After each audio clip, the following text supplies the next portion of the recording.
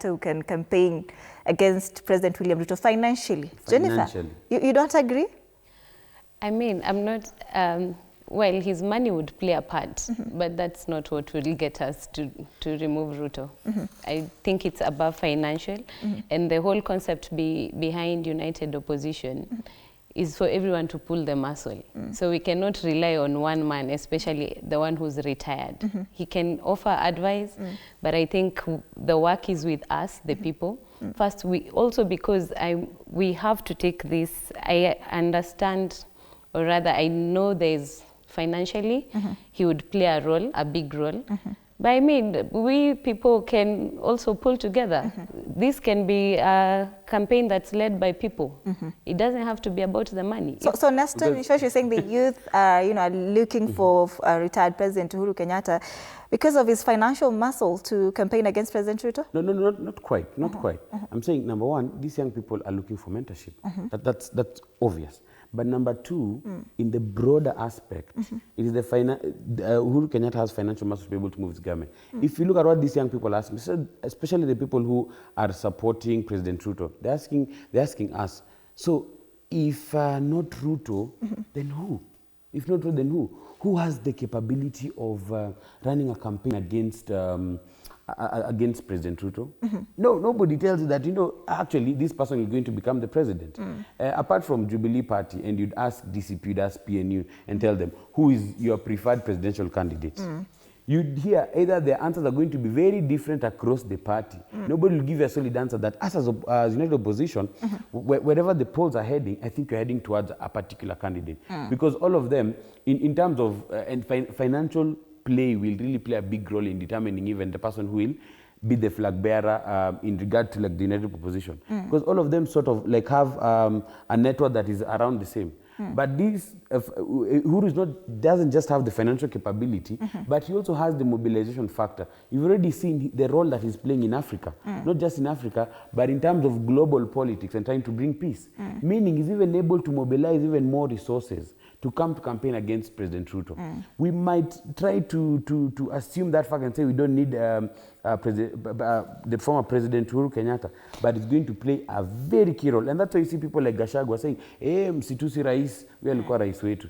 Because they know he's the only person in this country who can be able to afford a campaign that Ruto can be able to afford.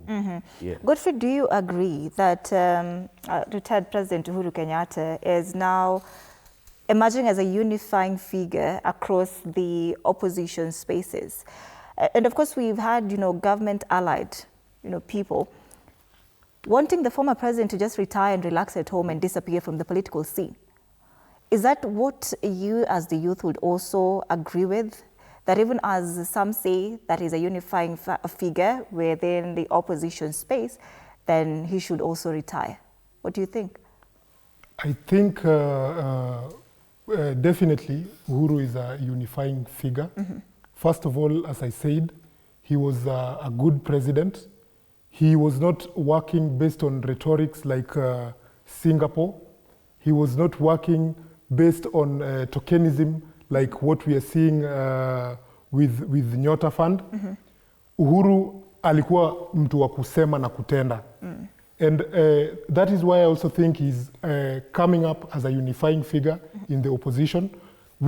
And not only in the opposition, but to the young people as a unit.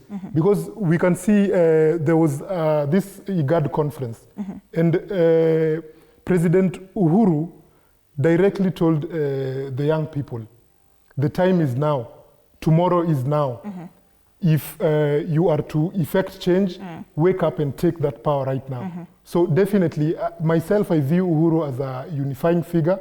And if you see how things are playing out in the united opposition, you can tell that he's playing a role in the background. Godfrey, when when retired President Uhuru Kenyatta, and of course now the president were leaving office at that time, a lot of young people were against the leadership. They were tired. There was a lot of agitation.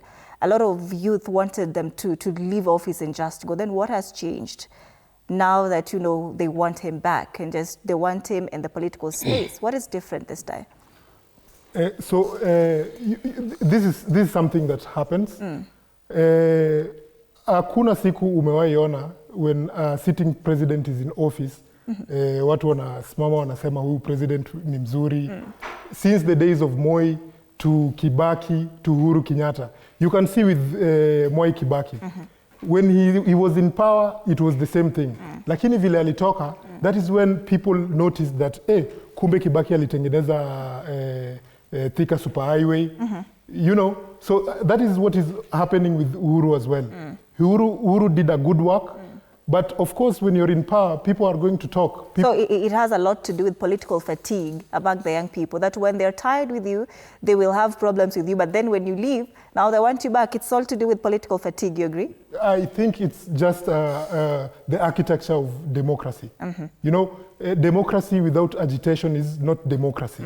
But once the leader, like, for instance, Uhuru Kenyatta is out of office, now we appreciate the things that he was doing. Yes. All right. Let's get some of the feedback on